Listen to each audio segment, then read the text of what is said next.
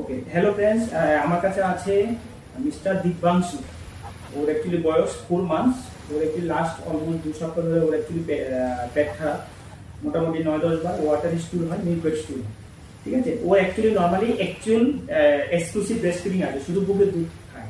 তো 2 সপ্তাহ আগে আমি ওকে যখন দেখেছি, আর এখন আবার দেখলাম, আবার বাড়ির লোক খুব টেনশন করে আবার নিয়ে এসছে আমার কাছে, অনেক দূর থেকে ওরা এসছে।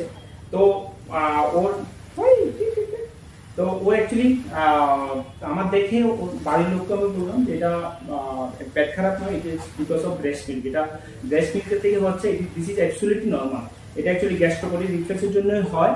কারণ যদি পেট খারাপ হতো 2 সপ্তাহ ধরে, তো ওর ওয়েট কমে যেত, ওর সাইন অফ ডিহাইড্রেশন, মানে শরীরের মধ্যে জল আর লবণের অভাব দেখা যেত। তার জন্য কি হতো, চোখগুলি ভেতরের দিকে ঢুকে যেত, বাচ্চা প্রচন্ড উইক হয়ে যেত, লেথার্জি হয়ে যেত, ওর চোখ শুকিয়ে যেত, মুখ শুকিয়ে যেত, ইউরিন আউটপুট কমে যেত। বাট সবকিছু ওর ঠিক আছে, দেখুন আপনার ও পুরো active. So this is absolutely normal.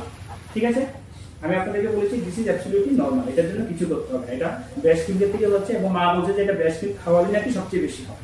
তো এটা অ্যাবসলিউটলি নর্মাল। এটা নর্মালি 4-5 মাস অবধি থাকে।